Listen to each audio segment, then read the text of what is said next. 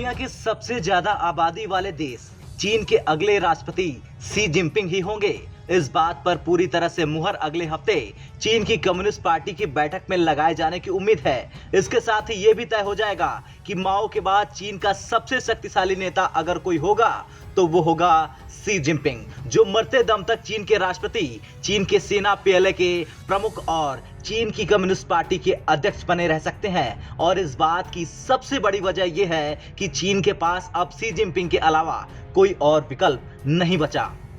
Reports की माने तो कम्युनिस्ट पार्टी की केंद्रीय समिति के करीब 400 सदस्य बीजिंग में इकट्ठा होंगे। इस साल इस तरह का ये एकमात्र बैठक होने वाली है जो कम्युनिस्ट पार्टी की 20वीं बैठक होगी और इस बैठक में शी जिनपिंग को आधिकारिक तौर पर लगातार तीसरी बार चीन के राष्ट्रपति पद का कार्यभार सौंपे जाने की उम्मीद है। और उसके साथ ही माओ त्से तुंग के बाद चीन के सबसे शक्तिशाली नेता के रूप में उनकी स्थिति को मजबूत कर देगा।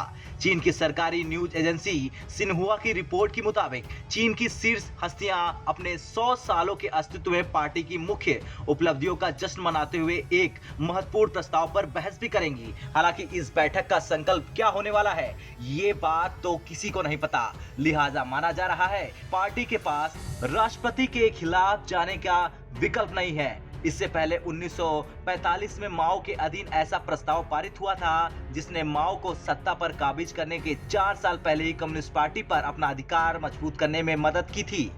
उसके बाद दूसरी बार ऐसी घटना 1981 में हुई थी जब देंग सियाओपिंग ने संकल्प प्रस्ताव प्रकाशित नहीं होने दिया था। इस पूरे मामले को लेकर चीन के असंतुष्ट राजनीतिक विद्वान वू कियांग, जिन्हें उनके विरोध की वजह से बीजिंग में सिन्हुआ यूनिवर्सिटी में लेक्चरर के पद से बर्खास्त कर दिया गया था, उन्होंने कहा कि इस प्रस्ताव के अप्रूवल का अर्थ यह है कि शी जिनपिंग का अधिकार निर्विरोध है। इसके साथ ही इस बैठक में ताइवान को लेकर भी एजेंडा शामिल किया जा सकता है जो खुद को एक अलग संप्रभु देश मानता है। तो वहीं वाशिंगटन स्थित काउंसिल ऑन फॉरेन रिलेशन में चीन को लेकर अध्ययन करने वाले वरिष्ठ विश्लेषक कॉल के अनुसार इस बैठक के बावजूद जिनपिंग के निर्विरोध अधिकार पर कोई सवाल खड़ा नहीं कर पाएगा। उन्होंने मीडिया सूत्रों से बात करते हुए कहा कि मुद्दा यह है कि वो कितना ऊंचा जा सकते हैं। उन्होंने कहा कि संकल्प के स्वर और सामग्री से कुछ सुझाव मिलने की संभावना है कि शी किस तरह से अपना चित्र बनाना चाहते हैं, माओ और देंग के बराबर के रूप में